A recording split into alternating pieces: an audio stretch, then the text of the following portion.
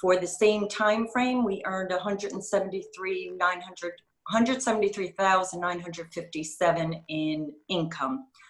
The contract balances at this point with signed contracts balances due are $900,578, of which $726,817 are for FAD and upper FAD projects. The remainder, $173,761 are Westchester non-FAD basins. Questions?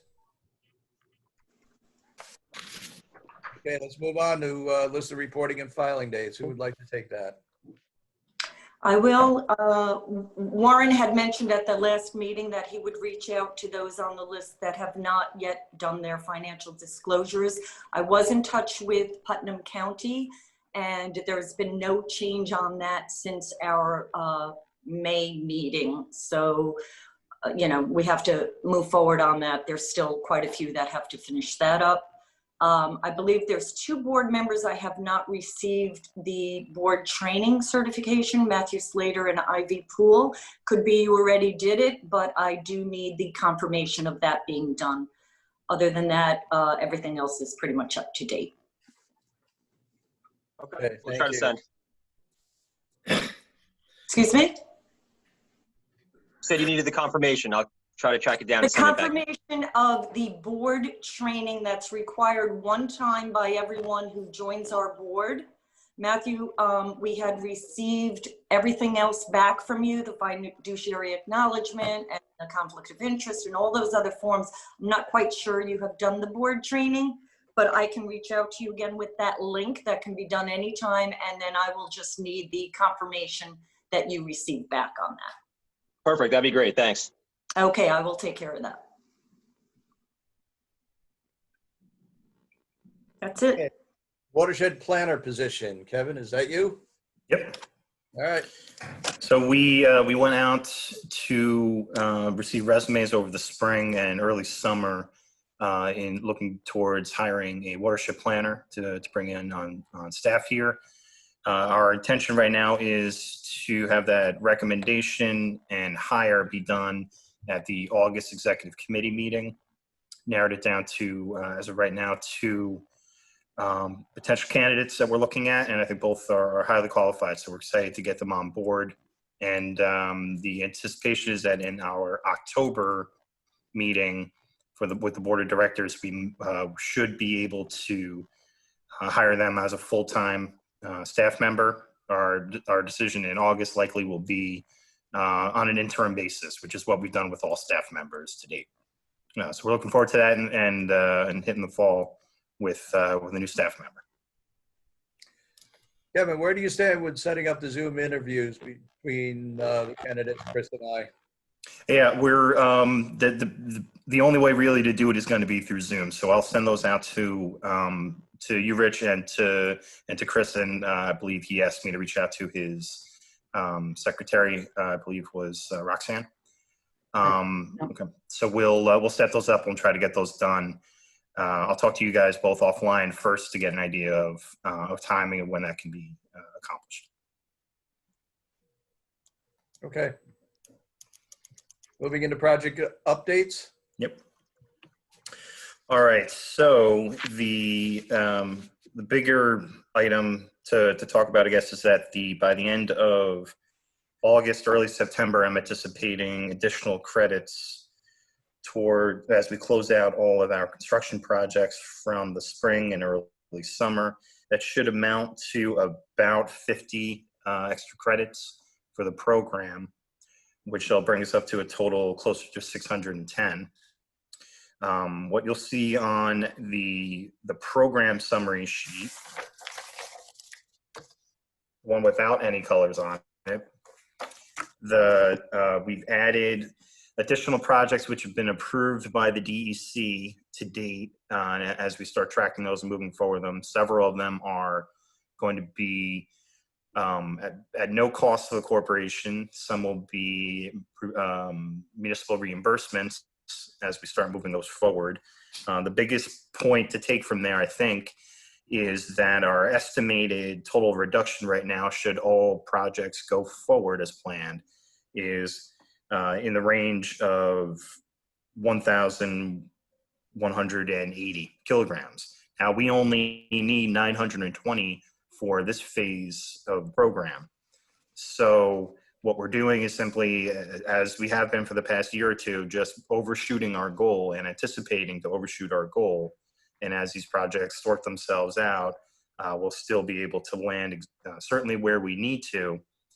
And this allows us to continue the conversation with the DEC and the DEP to determine what any actions might be necessary moving forward into years, if whatever the DEC may require for years 11 through 15. At least in this case, we put ourselves on the right track to not have any issues and not have any gaps with program project selection. So we will continue to push those ahead. We have quite a few projects right now that are at a stage where we need municipal input and sign off for all installation agreements. So I'll be reaching out to all those municipalities individually, and we'll set those up and make sure everybody's on board. Of course, if anybody has any individual questions for their projects, reach out to me, please, and we'll address those as needed. Any questions? No questions? All right, moving on to project program summary. Unless you already just. Yeah, that kind of hits that one on the head too already. Yep. Yeah. All right. O&M discussion.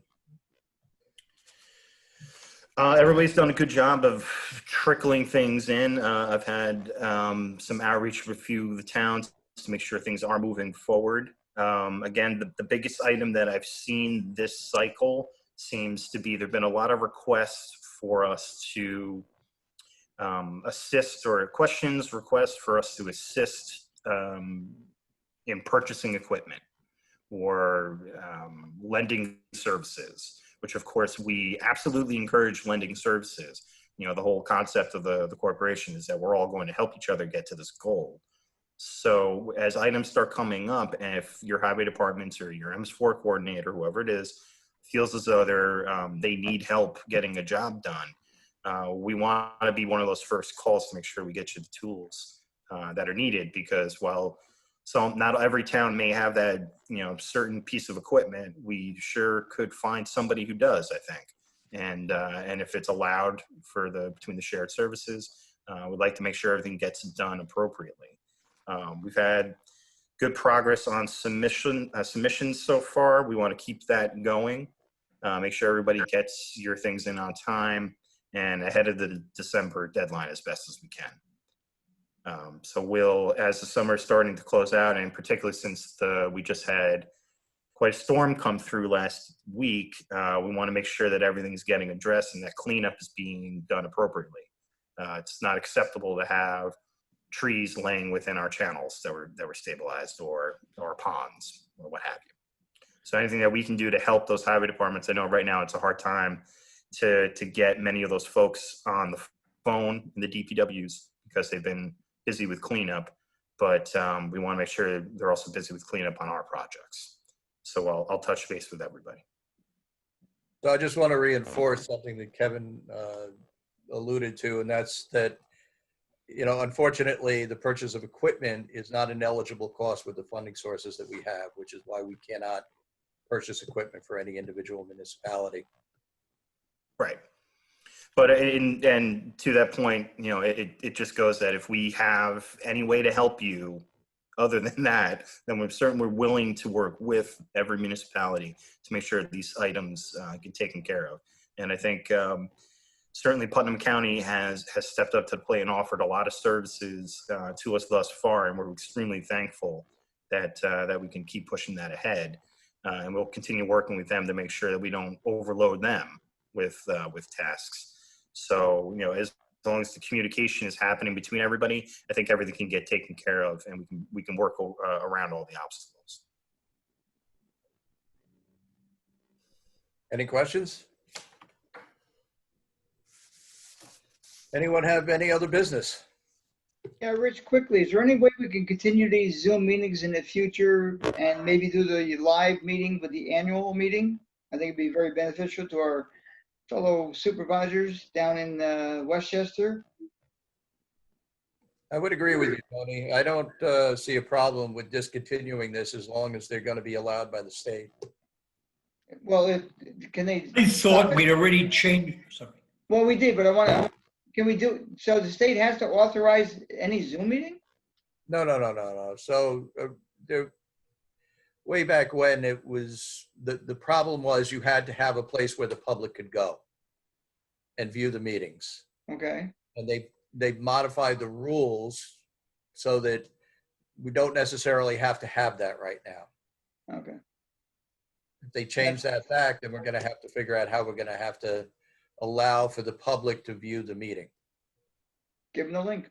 Right, but more than that, Rich, under the old rules, without reference to the executive order, you also had to give notice that anyone who wanted to participate in the meeting could come to any of your locations to participate, which might be okay once you all open up, right? But it's not really workable right now, which is why we've got the executive order. Right. So we're just gonna have to see how it plays out. Tony, I think once we, get the vaccine and they say that's imminent, all these Zoom meetings will go the way of the, horse and buggy, I think. I prefer live meetings, quite frankly. Yeah, but it's difficult for some to get there. No, I understand that. I do. I You'd do. be one of them. It's easy But for me. I love the trip. I love it. It gets me out of the office for a little bit. Took you a long time to get on today, so you didn't get out at all. I was confused, 10 or 10:30, which one was it? So Okay. I came on board at 10:14. Well, if we adjourn now, we got 5 minutes to get on to the other one. I don't think Move to adjourn. Second. All in favor? Aye. Aye. Sam, All don't right. forget to come back, Sam. All in you. do I come back? I don't know. Yes, Yeah, you come do. back on the other link.